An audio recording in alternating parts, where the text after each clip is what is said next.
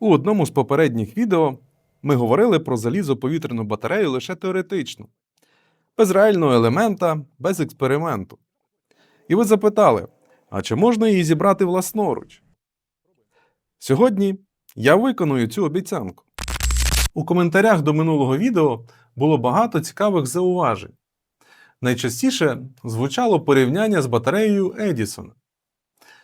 І логічне запитання: якщо вона така надійна, то для чого потрібна нова технологія? Тому сьогодні не просто теорія. Я зберу пілотну залізоповітряну батарею, покажу її роботу, напругу, струм і конструкцію. Батарея Едісона – це нікель-залізна система. Надзвичайно довговічна, як кажуть, майже вічна, але з низьким ККД, високим саморозрядом і відносно малою енергетичною щільністю. Залізоповітряна батарея працює інакше. Вона використовує кисень з повітря як катодний реагент, а це означає потенційно значно більшу енергоємність і нижчу вартість. Фактично, частина батареї – це саме повітря.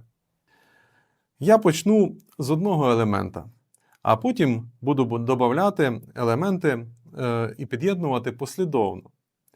Кожен елемент має незвичну конфігурацію.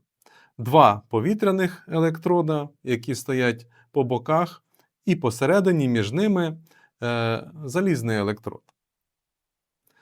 Я надрукував на 3D-принтері ось такий П-подібний тримач.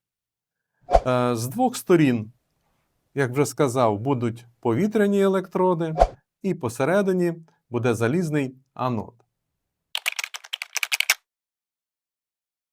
Найскладніший елемент у цій батареї – повітряний електрод. Він повинен виконувати майже неможливу задачу – пропускати кисень з повітря, але водночас не пропускати електроліт. Для цього використовується газодифузійна структура – пористий матеріал, в якому кожна пора має свою роль. З зовнішньої сторони я створюю гідрофобний шар. Це суміш вуглецю та тефлонового порошку. Частинки тефлону після спікання формують гідрофобну полімерну матрицю. Вона відштовхує електроліт і зберігає пори відкритими для газу. З внутрішньої сторони гідрофільний шар з меншим вмістом тефлону та додаванням оксиду марганцю. Саме тут відбувається реакція відновлення кисню. Саме в цих порах зустрічаються три фази – тверда поверхня електрода, рідкий електроліт і кисень з повітря. І саме тут народжується електрохімічна реакція, яка перетворює кисень і залізо на електричну енергію. Як струмознімач я використав спінений нікель.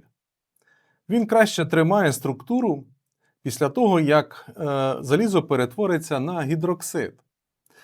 До речі, саме його довелось так довго чекати, бо таку піну у нас не роблять.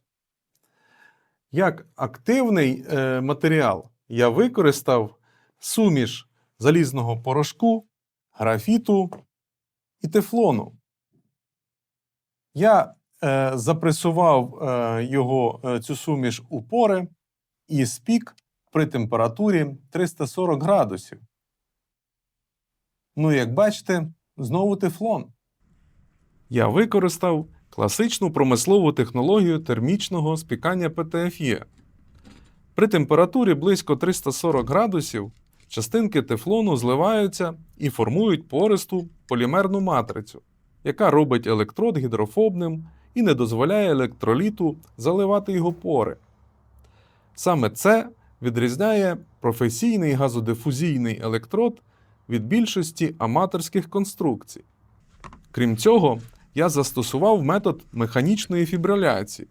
Під тиском товкачика частинки тефлону розтягуються у нановолокна, створюючи армуючий каркас для нашого електрода.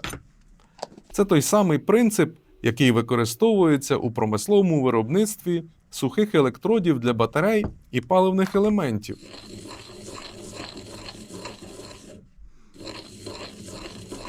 На перший погляд, я просто розтираю вугілля. Насправді, у цій ступці зараз відбувається процес механічної фібриляції ПТФЄ. Це критичний процес.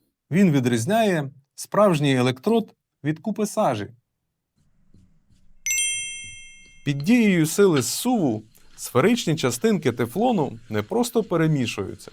Вони розтягуються у довгі надміцні нановолокна – фібрили. Уявіть, що ви робите залізобетон, де вугілля – це каміння, а тефлон перетворюється на нескінченну арматуру. Ця мікроскопічна павутина обплітає кожну частинку вугілля та каталізатора. Саме вона не дозволить нашому електроду розвалитися в агресивному лузі та створить канали, якими батарея буде дихати наступні 100 годин. У промисловості для цього використовують величезні змішувачі. Але фізика процесу в моїй ступці абсолютно ідентична.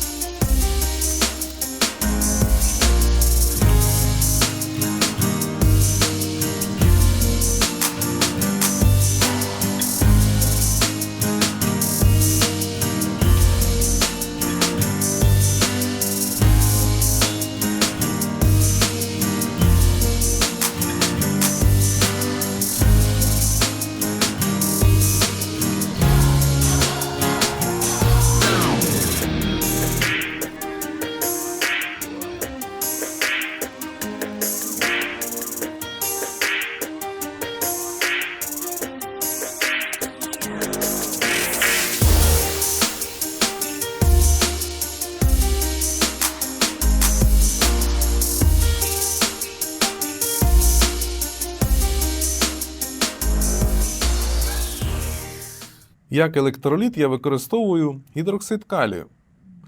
Це класичне рішення для лужних систем. Тож, це перший запуск нашої пілотної батареї. Долиємо електроліт.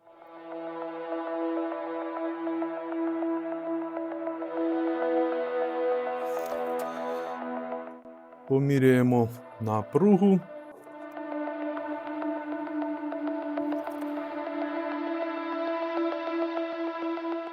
Один, більш-менш. І що? Підключаємо. Пробуємо. Все працює.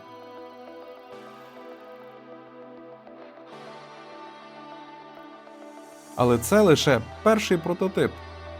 Без системи подачі очищеного повітря, без захисту від СО2, з поки що недосконалим залізним електродом. Насправді, головне обмеження залізоповітряної батареї – це саме залізо. Найскладніше забезпечити стабільну реакцію кисню. Саме тому повітряні електроди – це окрема область досліджень у електрохімії. Поки я працював над цією батареєю, накопичилось дуже багато практичних нюансів. Наприклад, як правильно спікати електроди, як уникнути заливання електролітом і як зробити стабільний повітряний катод. Якщо це цікаво, я можу зробити окреме відео, де покажу всі практичні деталі виготовлення. Напишіть у коментарях. Це лише початок. Наступна версія буде набагато ближчою до промислових залізоповітряних систем.